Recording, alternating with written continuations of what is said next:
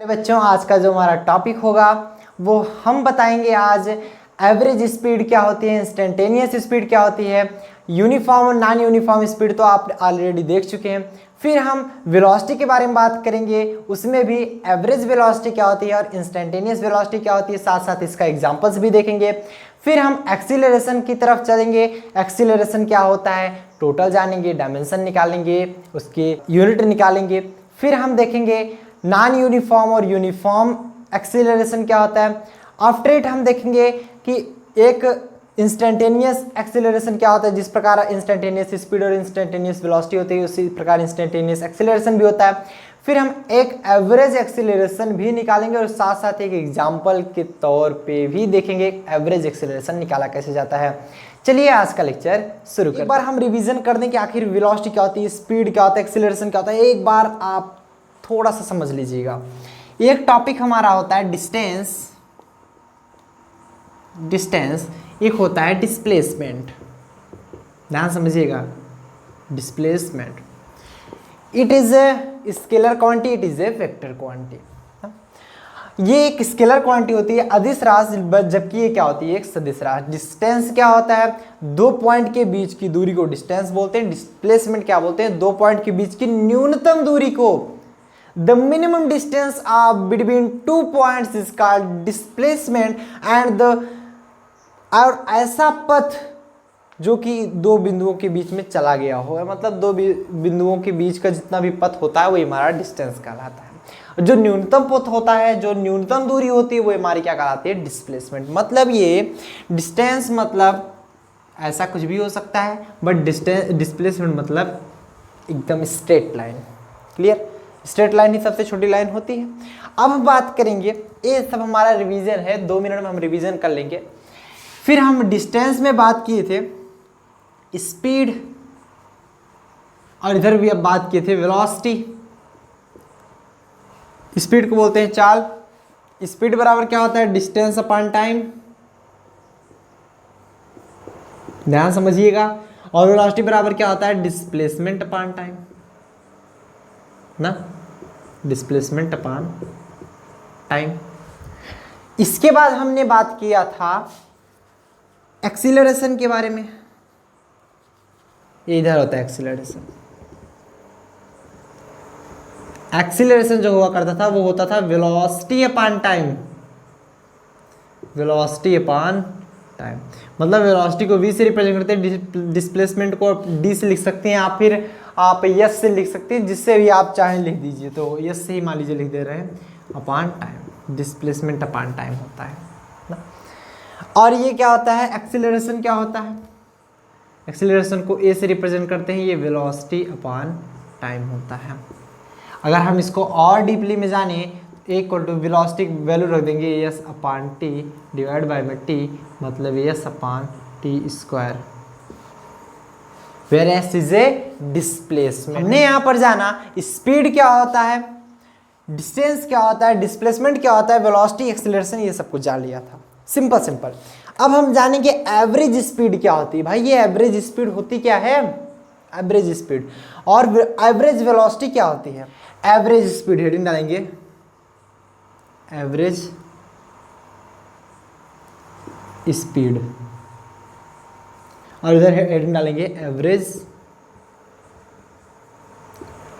Velocity. देखो, average speed और average velocity बताने से पहले हम आपको एक छोटा सा एग्जांपल देना चाहेंगे। आपने 6 सब्जेक्ट लिया है, 5 सब्जेक्ट लिया, मान लो 11th में आपने 5 सब्जेक्ट लिया है। कौन कौन सा, math, physics, chemistry, Hindi, English, 5 subject लिया है। मान लो सपोज दैट 5 सब्जेक्ट आपने लिया, या कोई सा भी लिया, मतलब 5 सब्जेक्ट है। आप ऐसा तो होगा नहीं कि 5 के पाँचों में सिमिलर नंबर पा जाओ ना। आपने मैथ में कितना पाया, मैथ में आपने 80 मार्क्स पाए, आउट ऑफ 100 है सभी का। इंग्लिश में आपने 75 पा गया, हिंदी में आपने 85 पा गया ना। और मान लीजिए केमिस्ट्री में आपने पाया 78%, और फिजिक्स में आपने मान लीजिए 81%, कुछ भी पाएगा, इतना पाएगा ना। आपने 5 की पाँचों में सिमिलर मार्क्स तो पाया नहीं, लेकिन यदि आपको परसेंटेज निकालना हो तो एवरेज निकालते हो ना, बोलो निकालते हो कि नहीं निकालते हो। आपको यदि बताना होता है, देखो आपको ऐसा तो बताओगे नहीं कि हम इसमें इतना नंबर पाए थे, इसमें इतना नंबर। भाई आपने 11th में कितना परसेंट पाया, तो एवरेज निकाले कि नहीं निकाले, टोटल का एवरेज कितना आपने गेन किया है।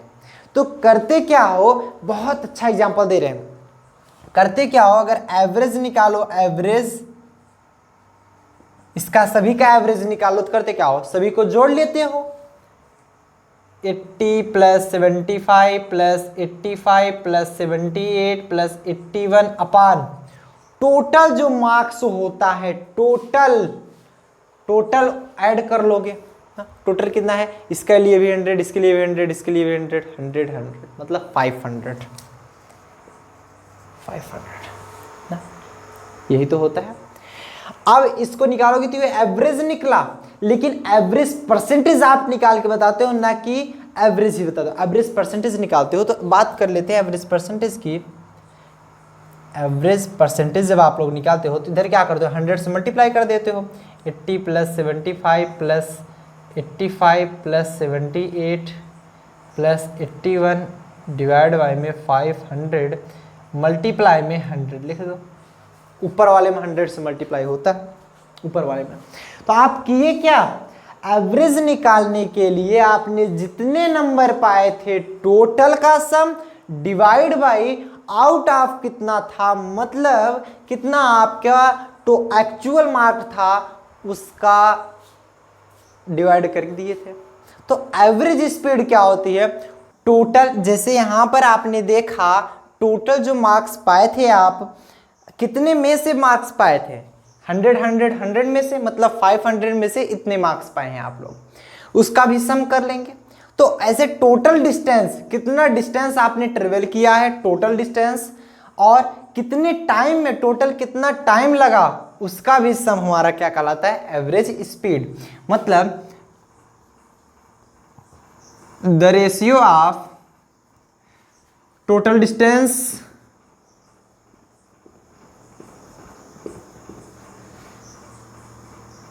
and total time is called average speed। Average speed मतलब एवरेज स्पीड अगर निकालें, ऐसे इसी प्रकार वेलोसिटी होता है, जैसे यहां पर डिस्टेंस हुआ वैसे वहां पर क्या हो जाएगा, डिस्प्लेसमेंट हो जाएगा। एवरेज स्पीड, लेट हम यहां पर कर लिए स्पीड को u से मान रहे हैं, वेलोसिटी को v से मान रहे हैं, आप कैसा भी मान लो, हमने ऐसा माना है कि स्पीड को u और वेलोसिटी को v मान लिया। तो एवरेज स्पीड क्या हो जाएगी, u बार, इसे बार बोलते हैं, मतलब टोटल स्पीड, एवरेज स्पीड हमें निकालना, एवरेज स्पीड तो मतलब u bar equal to total distance upon total time. अभी हम इस पर एक एग्जांपल करेंगे, क्लियर। एवरेज वेलोसिटी क्या होती है, द रेशियो ऑफ, जहां यहां पर टोटल डिस्टेंस है वैसे टोटल डिस्प्लेसमेंट कितना हुआ है, the ratio of total displacement and total time. देखिए डिफिनीशन, बुक की डिफिनीशन अलग होगी, इससे बिल्कुल भी मैच नहीं करेगी, आप याद कर लो यार। एवरेज स्पीड निकालना है, total distance upon total time, मतलब ratio of total distance and total time, बस हो गया। And total time is known as, क्या कहलाता है हमारा, एवरेज स्पीड,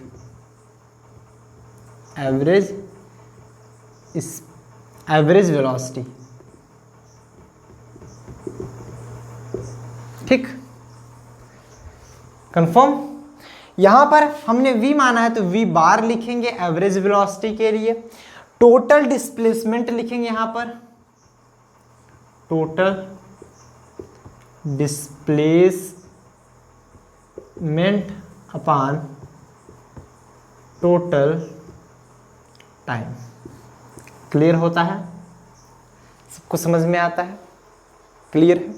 हमने यहाँ पर डिस्टेंस को r मान लिया है, डिस्प्लेसमेंट को s मान लिया है। डिस्टेंस को हम यहाँ पर r माने हैं, डिस्प्लेसमेंट को s माने हैं। तो यहाँ पर क्या होगा, u बार के अगर वैल्यू निकालेंगे, टोटल डिस्टेंस मतलब यहाँ पर डेल्टा लगाएंगे, टोटल डिस्टेंस निकालना है, delta r upon delta t। ये है हमारा एवरेज स्पीड और ये हमारी एवरेज वेलोसिटी मतलब v bar equal to total displacement मतलब d delta s upon delta t। Confirm होता है, नोट करें, नोट करें फटाफट से, नोट कर लिए। चलिए अब एक एक एग्जांपल इस पर ले लेते हैं कि एवरेज स्पीड का एग्जांपल को, हालांकि मैं टोटल आगे चल के बहुत सारे क्वेश्चन कराऊंगा, पहले एग्जांपल्स आप देखते रहिए एक एक क्वेश्चंस एवरेज स्पीड के और एवरेज वेलोसिटी के। नोट डाउन करें, हटा दें इसको, हटाएं। चलिए एक क्वेश्चन आपको दे रहा है,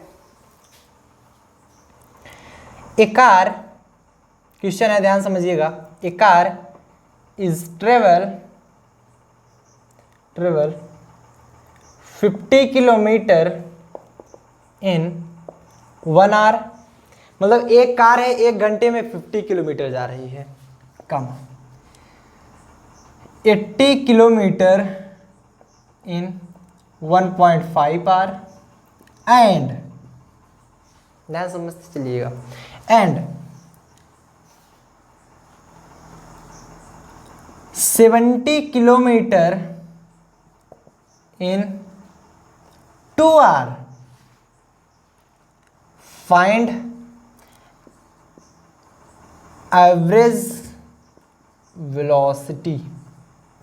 हमको एवरेज वेलोसिटी फाइंड करना, मतलब यहां पर ऐसे देख रहे हैं कि पहले 50 किलोमीटर गई 1 घंटे में। सॉल्यूशन देखिए इसका, आप एक बार खुद से करने का प्रयास कीजिए, बहुत सिंपल है, कुछ भी नहीं है। पहले यहां से यहां तक 50 किलोमीटर गई, मान लो 50 किलोमीटर, 1 आवर इसको समय लगा ए से बी तक जाने में, कंफर्म। अब ये बी से सी तक ट्रेवल कर रही है 80 किलोमीटर, मतलब ये यहां से यहां तक गई, ये हमारा 80 किलोमीटर इन 1.5 आवर, इसको 1.5 घंटे लग गए 80 किलोमीटर कवर करने में ना। फिर सी से ये डी तक 70 किलोमीटर गई, जिसको कवर करने में इसको 2 घंटे लग गए, स्पीड इसकी स्लो हो गई। यहाँ पर जो थी इससे थोड़ा सा बड़ी, स्पीड बढ़ी या घटी, हमको एवरेज स्पीड चाहिए, एवरेज स्पीड, कंफर्म, हमें एवरेज स्पीड चाहिए। निकाला जाए, यहाँ से निकाला जाए। चलो एवरेज देखिएगा, अगर जब ये स्ट्रेट लाइन में बोलता है तो स्पीड निकालने के लिए बोलेगा, अगर यहाँ पर ऐसे तो बताएगा नहीं, यहाँ से सीधी कार जाएगी, थोड़ा इधर उधर तो होगी, आप ऐसे थोड़ी बताओगे कि वहाँ से वहाँ तक फिर लेंथ कैसे मेजर करोगे, एवरेज स्पीड पूछेगा। एवरेज स्पीड निकालोगे तो average speed u bar equal to क्या निकालते हो, del R upon del T, मतलब डेल आर मतलब टोटल डिस्टेंस है, यहाँ पर total distance upon total time. Total distance कितना लगा, 50 kilometre plus 80 kilometre plus 70 kilometre divide by ना, डिवाइड बाय टोटल टाइम कितना लगा, 1 hour plus 1.5 hour plus 2 hour, मतलब ये कि 8 5 13 7 200, यही तो होगा, अपान 2 1 3 1 4 4.5 4.5 200/4.5। अब अगर हम डिवाइड कर दें, इसको डिवाइड कर दीजिए, 5 से अगर काट देंगे इसको तो 40 बचेगा और ये 9 बचेगा, पॉइंट में 9 ना। तो u बार इक्वल टू आ गया कि 40/0.9 किलोमीटर पर आवर की स्पीड से ये मूव करेगी, ये गाड़ी मूव करेगी। अगर इसमें भी नहीं निकालना हो तो 40/0.9 कर देख लीजिए, मतलब 400/9, 9 4 जा 36, बचा 4, 9 4 जा 36, 44.44 किलोमीटर पर आवर, ये सब लिख सकते हैं। 44.44 किलोमीटर पर आवर की स्पीड से ये मूव करेगी। बोलो समझ में आ गया कि नहीं? इसी तरह वेलोसिटी निकाल सकते हो। बस क्या करना है, total displacement upon total time हमें जोड़ देना है, निकाल नोट कीजिए। बस कुछ भी नहीं था, एकदम सिंपल था। यहाँ तक सबको समझ में आ गया होगा। अब हम बात करते हैं इंस्टेंटेनियस वेलोसिटी और इंस्टेंटेनियस स्पीड क्या होती है। चलिए इंस्टेंटेनियस वेलोसिटी और इंस्टेंटेनियस स्पीड के बारे में भी हम देख लेते हैं। बहुत सिंपल टॉपिक है, इस चैप्टर में कुछ भी नहीं है, बहुत सिंपल चैप्टर है। हेड डालेंगे instantaneous speed and instantaneous velocity. एक बार हम इंस्टेंटेनियस स्पीड देखेंगे, इंस्टेंटेनियस वेलोसिटी। आखिर ये इंस्टेंटेनियस स्पीड है क्या? देखो, जैसे मान लीजिए 2 पॉइंट है ए और बी ना, 2 पॉइंट है ए और बी। कार इस पे से चल रही है,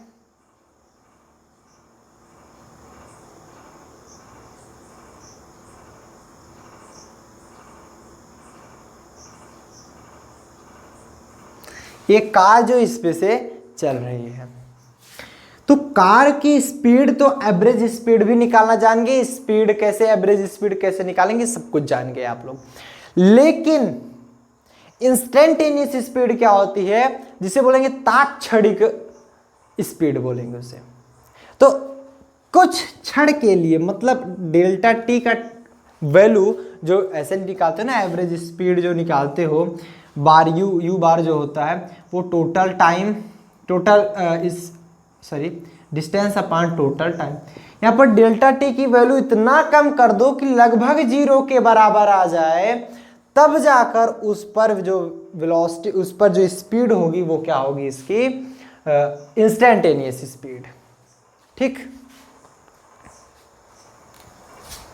क्लियर है? मतलब डेल्टा टी की वैल्यू इतना कम कर दो, टाइम की वैल्यू इतना कम कर दो, इतना सूक्ष्म कर दो, मतलब किसी पॉइंट के लिए, और वहां पर लगभग टाइम 0 के बराबर आ जाए, नियरली 0, तब जो उसकी स्पीड होगी वो क्या कहलाएगी, इंस्टेंटेनियस स्पीड। तो यहां पर लिखेंगे इंस्टेंटेनियस स्पीड में, जो इंस्टेंटेनियस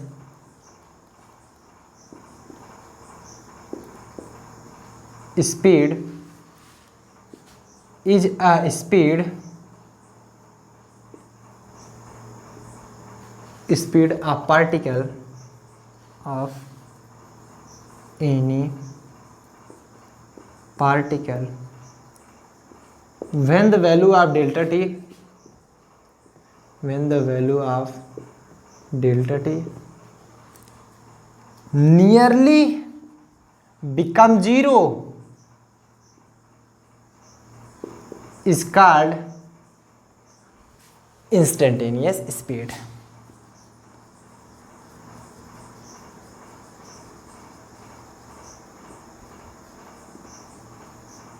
इंस्टेंटेनियस स्पीड। उसके बाद ये समझेंगे कि डेल्टा टी की वैल्यू लगभग 0 हो जाए, पूरी 0 नहीं होती, लगभग 0 हो जाए, delta T tends to 0 limit में रखेंगे, मतलब पूरी 0 नहीं होगी, लगभग 0 के ही बराबर समझिए आप। इतनी कम स्पीड में, इतनी कम टाइम में उसकी स्पीड मेजर, जहाँ पर किसी पॉइंट के लिए मेजर, मान लो कार चल रही है, अब किसी पॉइंट के लिए मेजर करना हो तो टाइम की वैल्यू लगभग 0 रखनी पड़ेगी, तभी तो मेजर होगा। तो हमें यहाँ पर निकालना पड़ेगा जो इंस्टेंटेनियस स्पीड होगा,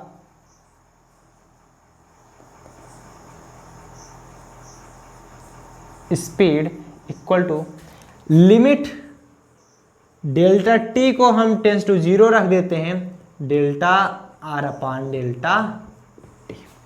जब इसको लगभग लगभग जीरो रखते हैं मतलब एक स्मॉल स्पीड प्राप्त होगी, बहुत ही कम स्पीड प्राप्त होगी, उस पॉइंट के लिए हमें निकालना है बहुत कम समय के लिए, तो हम क्या निकाल लेते हैं dr/dt।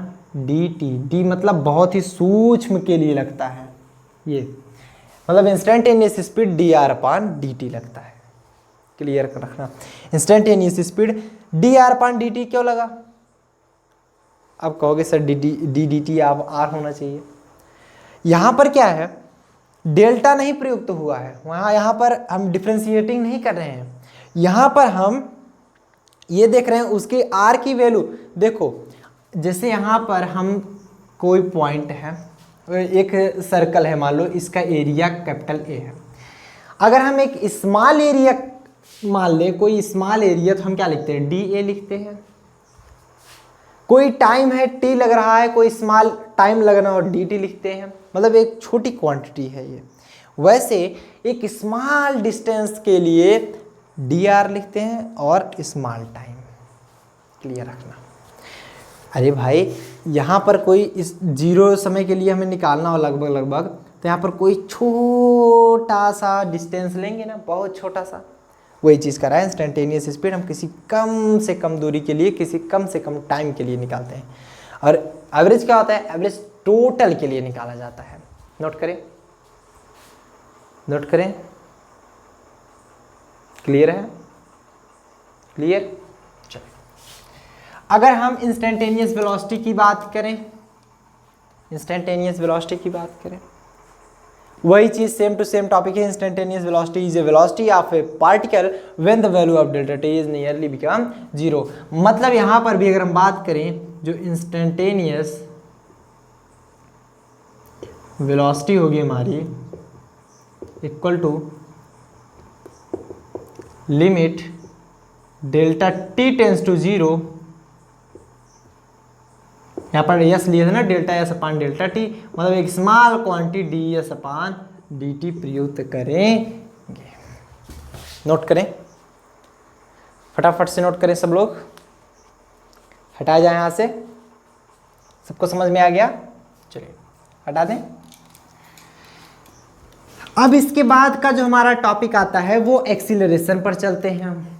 हालांकि पिछले लेक्चर में हमने बात किया था एक्सीलरेशन होता क्या है, तो आज हम बात करेंगे कंप्लीट रूप से एक्सीलरेशन क्या होता है, फिर एवरेज एक्सीलरेशन क्या होता है, उसके बाद हम बात करेंगे इंस्टेंटेनियस एक्सीलरेशन क्या होता है, सब कुछ जानेंगे।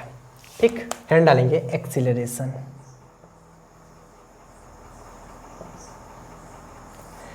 एक्सीलरेशन क्या होता है हमने पिछली वीडियो में भी बताया, सबसे पहले वाले वीडियो में बता दिया था आपको कि the rate of change of velocity is called acceleration. Time की रिस्पेक्ट में वेलोसिटी में कितना चेंज हो रहा है वही हमारा एक्सीलरेशन कहलाता है। मतलब लिख लेंगे यहां पर the rate of change of अभी तक काफी बच्चे कंफ्यूज हैं, यहाँ पर द पढ़ेंगे कि दी पढ़ेंगे, तो हालांकि आप लोग इंग्लिश मास्टर से पूछ लीजिएगा, मैं थोड़ा सा बता दे रहा हूँ। थोड़ा सा क्या यही होता ही है कि द इसे तब पढ़ते हैं जब इसके सामने जैसे रेट आर क्या है, मतलब रेट को ऐसे लिखेंगे ना हिंदी में, इंग्लिश वाले नहीं लेते, हिंदी लेते हैं। तो ये क्या है, र क्या है, राइज, बोलो क्या है, ये वॉवेल नहीं है, कॉन्सोनेंट है। ये क्या है, कॉन्सोनेंट। तो तब इसे द पढ़ते हैं, अगर वॉवेल होता तो दी पढ़ते, जैसे the umbrella, the elephant, the university. नहीं नहीं नहीं, द यूनिवर्सिटी होता है। क्यों? देखो यूनिवर्सिटी है ना, इसे पढ़ते हैं यूनिवर्सिटी, इसको हिंदी में लिखो यूनिवर्सिटी। या पढ़ना, या इज कॉन्सोनेंट, इसलिए इसे द पढ़ेंगे, दी नहीं पढ़ेंगे। लेकिन यू यहाँ पर वॉवेल है, यू इंग्लिश से नहीं लिया जाता, हिंदी से लिया जाता है। The rate of change of velocity, rate मतलब टाइम ही होता है, rate of change of velocity is called acceleration.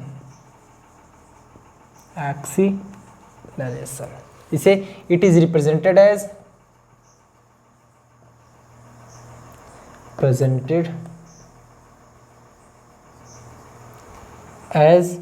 Small a. मतलब ये कह रहा है small a equal to rate of change of velocity, मतलब एक्सीलरेशन इक्वल टू, यही कह रहा है acceleration equal to velocity upon time. जैसे कि हमने आपको बताया, इसे हम बताएंगे acceleration equal to velocity upon time. इसका यूनिट निकालना हो तो यूनिट इसका बता देंगे, तो unit of acceleration equal to velocity की यूनिट क्या होती है, मीटर पर सेकेंड। टाइम की यूनिट क्या होती है, सेकेंड। क्या हो गया, मीटर पर सेकेंड स्क्वायर। इसका डायमेंशन क्या होता है, सब बच्चे जानते होंगे। डायमेंशन क्या होता है, डायमेंशन इसका निकालेंगे, क्या होता है, यम मीटर मतलब लेंथ, सेकेंड मतलब टाइम t2, ये क्या हो जाएगा ELT-2। ये इसका डायमेंशन निकल के आया। क्लियर हुआ, यहाँ तक सबको क्लियर हुआ। चलिए, ये रहा हमारा एक्सीलरेशन, मतलब वेलोसिटी में किसी समय के रिस्पेक्ट में क्या चेंज आ रहा है वो हमारा एक्सीलरेशन होगा। अगर कोई पार्टिकल यूनिफॉर्म वेलोसिटी से चल रही है, मतलब एक समान गति से चल रही है, तो उसमें कोई भी एक्सीलरेशन नहीं होगा। यदि मान लीजिए कोई हमारी कार है, कोई हमारी कार है एक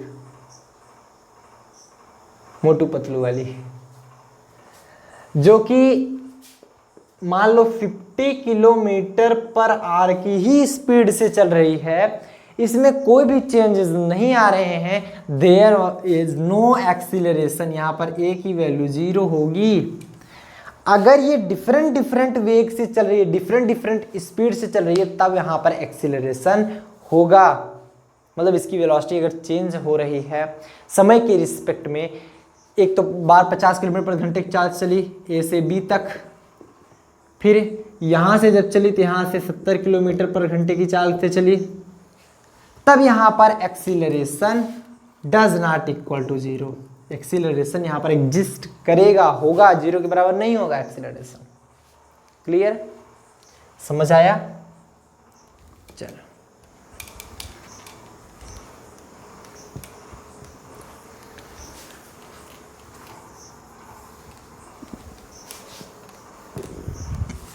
नोट कर लिए हैं?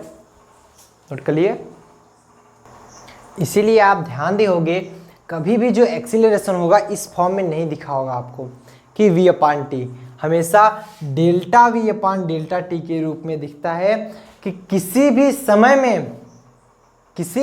में वेलोसिटी में जो परिवर्तन हो रहा है वो हमारा कहलाता है एक्सीलरेशन। किसी भी समय में वेलोसिटी में जो चेंज हो रहा है दैट इज कॉल्ड एक्सीलरेशन, वो एक्सीलरेशन कहलाता है। वेलोसिटी में जो चेंज हो, वेग परिवर्तन हो, पहले 60 किलोमीटर घंटे की चाल चल रही है, बाद में 70 किलोमीटर प्रति घंटे की चाल चल रही है, वेलोसिटी में जो चेंज आई 10 किलोमीटर प्रति घंटे की चाल से, तो वी की डेल्टा वी की वैल्यू रखेंगे 10 किलोमीटर प्रति घंटे। ठीक, समझ आया? अब हम बात करेंगे आगे चल के, हम एक्सीलरेशन पे काफी क्वेश्चन कराने वाले हैं, डोंट वरी। क्वेश्चंस के बारे में रिलेटेड कोई भी दिक्कत मत लीजिए, क्वेश्चंस आपको कराए जाएंगे। अब हम बात कर लेते हैं average acceleration.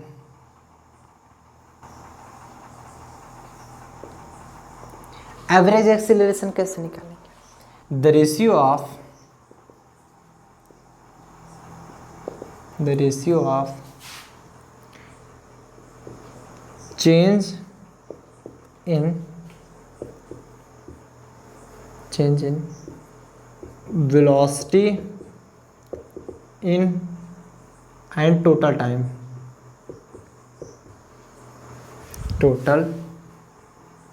time is called average acceleration।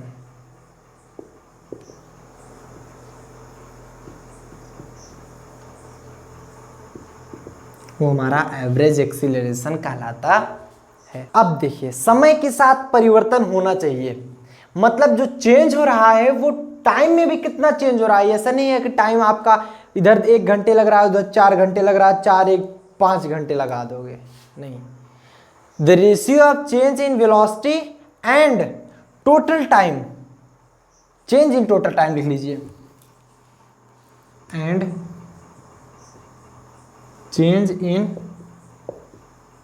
Total time is called average acceleration. ये कहता है हमारा, मतलब ये एवरेज एक्सीलरेशन निकालना हुआ ए बार, तो वेलोसिटी मान लो 2 वेलोसिटी है v2 माइनस v1, तो अपान t2 माइनस t1 हो जाएगा। फॉर एग्जाम्पल के लिए अगर आप देखना चाहें तो कोई भी कार है, सपोज दैट कोई भी कार है, मेरे आर्ट पर मत जाइएगा आप ऐसे समझिए कि ये कार है, कोई भी कार है जो कि ए से लेकर बी तक 50 किलोमीटर पर आवर की स्पीड से गई, उसके बाद यहाँ से ये 90 किलोमीटर पर आवर की स्पीड से गई। यहाँ से यहाँ तक पहुँचने में इसको जो समय लगा वो 1 घंटे लगा, और यहाँ से यहाँ तक इसको पहुँचने में 5 घंटे लगा। कहोगे सर स्पीड तेज हो गई, फिर भी अरे स्पीड भले तेज हो गई, डिस्टेंस ज़्यादा रहा होगा। तो अगर हमें एवरेज एक्सीलरेशन निकालना हुआ, एवरेज एक्सीलरेशन निकालेंगे, पहले बाद की कितनी वेलोसिटी है 90 किलोमीटर पर आवर, माइनस प्रारंभिक कितनी वेलोसिटी है 50 डिवाइड बाय ना t2 टाइम कितना है 5 आवर माइनस 1 आवर। 90 में से 50 घटा देंगे कितना बचेगा 40, 5 में से 1 घटा देंगे 4, 10 किलोमीटर पर आवर स्क्वायर बोलेंगे।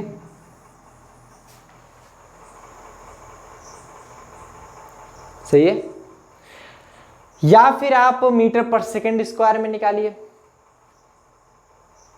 मीटर पर सेकंड स्क्वायर में निकालिए, या किलोमीटर प्रति घंटे में निकालिए। मीटर पर सेकंड कैसे करेंगे, अरे ऐसे सिंपल सा कर लो ना, यहाँ पर 40 किलोमीटर है अपान 4 घंटे है, 1 किलोमीटर में कितने मीटर 1000 मीटर, और 1 घंटे में कितने सेकंड, लिखते चले जाओ क्या दिक्कत है 3600 ना।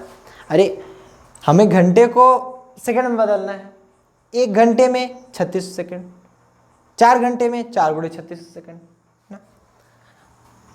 अब यहाँ से 0 0 0 0 0 0 कट गया, 4 से 4 कैंसिल हो गया, ऊपर बचा 10 मल्टीप्लाई में 10, अभी यहाँ पर 0 नहीं बचा, यहाँ पर 10 बचा है, 10 मल्टीप्लाई में 10 100 अपान 36 मीटर पर सेकेंड स्क्वायर,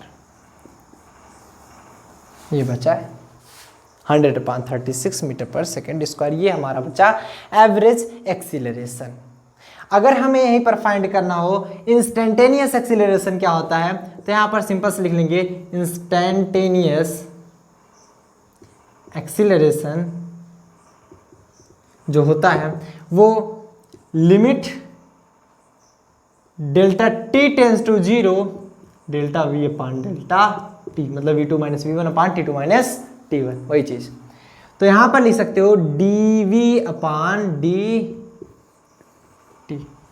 वही चीज बताया गया इंस्टेंटेनियस एक्सीलरेशन, मतलब एक स्मॉल टाइम के लिए उसकी क्या है वेलोसिटी होगी, वेलोसिटी में भी तो बहुत न्यूनतम होगा, मतलब एक स्मॉल टाइम के लिए जब वहाँ पर लगभग टाइम 0 मान लिया जाता है, वो होता है हमारा इंस्टेंटेनियस एक्सीलरेशन। अगर आपको कह दिया जाए कि आप इसे वेलोसिटी के रिस्पेक्ट में नहीं, आपको डिस्प्लेसमेंट दे दिया गया, तब आप कैसे करोगे बताओ। अगर आपको डिस्प्लेसमेंट दे दिया गया, वेलोसिटी नहीं दी गई, कैसे करोगे, चलो हम बता दे रहे हैं, लेकिन आप खुद से करने का प्रयास किया कीजिए। ये है dv अपान dt, इसको ऐसा लिख सकते हो d dt, v ऐसे लिख सकते हो। वेलोसिटी क्या होता है डिस्प्लेसमेंट अपान टाइम, मतलब ds अपान dt क्या हो जाएगा d dt, आप ds अपान dt करोगे तो d2s अपान dt स्क्वायर, इसका 2 बार डिफ्रेंसिएशन हो जाएगा। ds अपान dt, उसका एक बार डिफ्रेंसिएशन करो तो t के ही रिस्पेक्ट में d2s अपान dt स्क्वायर हो जाता है। ठीक, ये सब आप मैथ में पढ़ोगे और पिछले वीडियो में हमने बताया भी था, नोट करें। एक टॉपिक और बचता है आज के लेक्चर का। आपने एक्सीलरेशन जाना, एक्सीलरेशन क्या होता है, इंस्टेंटेनियस एक्सीलरेशन क्या होता है, साथ साथ आपको ने एवरेज एक्सीलरेशन के बारे में भी देख लिया। अब आप देखेंगे यूनिफॉर्म, जैसे हमने यूनिफॉर्म और नॉन यूनिफॉर्म मोशन बताया था, वैसे यूनिफॉर्म और नॉन यूनिफॉर्म एक्सीलरेशन भी होता है, उसके बारे में चर्चा कर लेते हैं आज। यूनिफॉर्म एक्सीलरेशन, जैसे आपने यूनिफॉर्म वेलोसिटी देखी थी, यदि कोई पार्टिकल हमारा एक समान गति से मूव कर रहा है, मतलब अगर वो 10 किलोमीटर पर आवर की स्पीड जा रहा है तो उसी स्पीड से ही जाता रहेगा, उसी स्पीड से मूव कर रहा है, तो वो हमारा यूनिफॉर्म वेलोसिटी हुआ करता था। लेकिन यूनिफॉर्म एक्सीलरेशन क्या होता है, अगर समान समय में, ध्यान समझिएगा, इक्वल टाइम में इक्वल स्पीड में चेंजेस हो रहे हों, तब जाकर हमारा वो यूनिफॉर्म एक्सीलरेशन हो रहा है। मतलब जैसे आपके मान लीजिए 1 घंटे में वो 50 किलोमीटर प्रति घंटे की चाल चल रही है, अगले दूसरे घंटे में वो 60 किलोमीटर प्रति घंटे की चाल चल रही है, तीसरे घंटे में वो 70 किलोमीटर प्रति घंटे की चाल चल रही है, चौथे घंटे में वो 80 किलोमीटर प्रति घंटे की चाल चल रही है। देख रहे हैं 10-10 किलोमीटर का अंतर आ रहा है, किलोमीटर प्रति घंटे का, हर 1 घंटे में 10 किलोमीटर प्रति घंटे का अंतर आ रहा है, तो वो हमारा क्या कहलाता है, यूनिफॉर्म एक्सीलरेशन। तो मतलब यूनिफॉर्म एक्सीलरेशन वो होता है जो समान समय में समान वेलोसिटी में डिफरेंसेस लाए, ठीक, वो हमारा यूनिफॉर्म एक्सीलरेशन कहलाता है। तो लिखेंगे यहां पर, if the change in velocity is equal in equal time interval,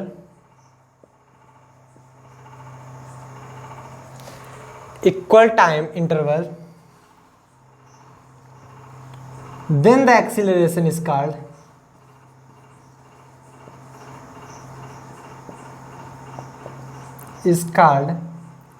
uniform acceleration।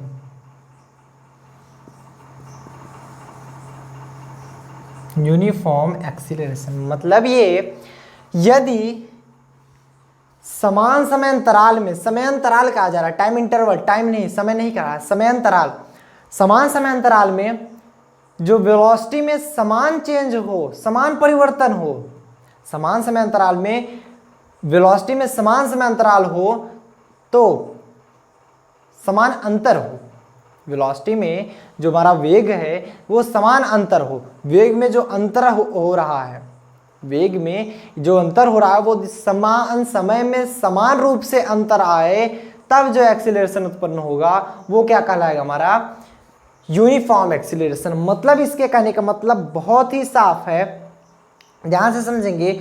Uniform acceleration को बोलते हैं कि यदि समान समय अंतरालों में किसी गतिमान वस्तु के लिए गतिमान वस्तु के वेग में परिवर्तन समान हो तो वस्तु में उत्पन्न त्वरण एक समान होता है। यहाँ पर लिख लेंगे time interval for a moving particle, यहाँ पर अगर लिखना चाहें for a moving particle, for a moving particle, then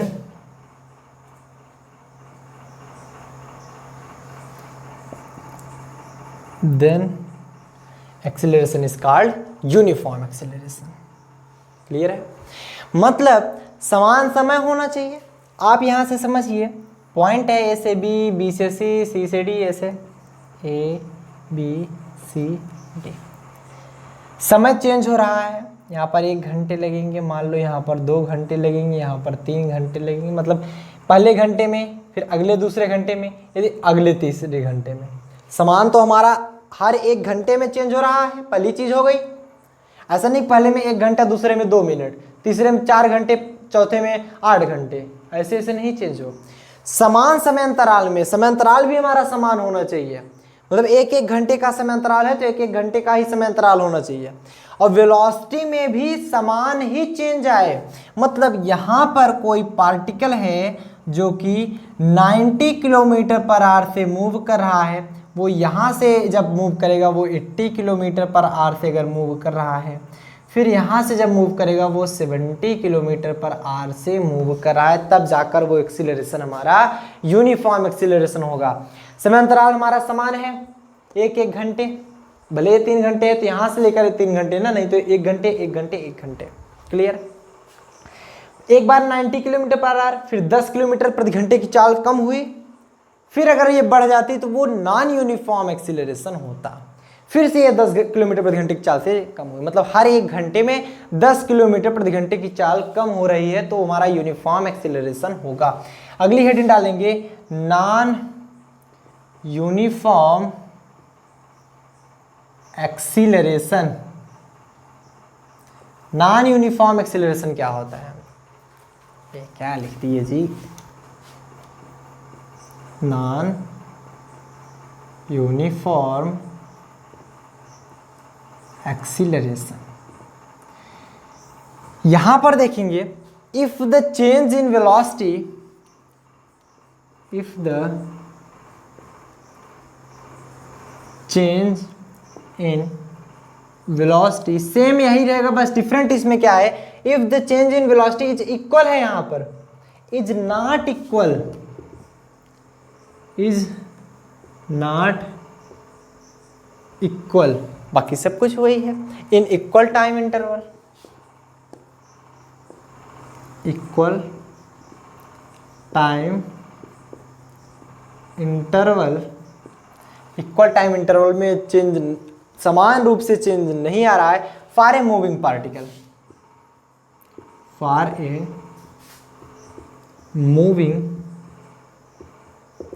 particle, then तब जो एक्सीलरेशन होगा, then the acceleration is called, acceleration हमारा क्या कहलाएगा, non uniform acceleration, non uniform acceleration, non uniform acceleration हमारा कहलाएगा। मतलब ये हुआ, ध्यान समझिए, यहाँ से यहाँ तक इसको जाना है पार्टिकल को, यहाँ पर A है, यहाँ पर B है, यहाँ पर C है, यहाँ पर मान लो D है, एक एक घंटे का अंतर है, आप कितने भी अंतर ले सकते हैं, हम सपोज दैट फॉर एग्जांपल के लिए एक एक घंटे का अंतर ले रहे हैं, मतलब यहाँ पर 1 घंटा यहाँ पर लगेगा, यहाँ पर अगला दूसरा घंटा होगा, अगला ये तीसरा घंटा, मतलब 1 घंटा, अगला 1 घंटा, अगला 1 घंटा, 3 घंटे का समय यहाँ से लेकर यहाँ तक लगेगा ना, बात सही समझना। तो अगर आप वैसे न समझ पाओ, ये 2 घंटे यहाँ से यहाँ तक है, 3 घंटे यहाँ से यहाँ तक है, ऐसे नहीं यहीं पर 3 घंटे लग रहे हैं, सब पे 1 एक घंटे हैं हर 1 घंटे में।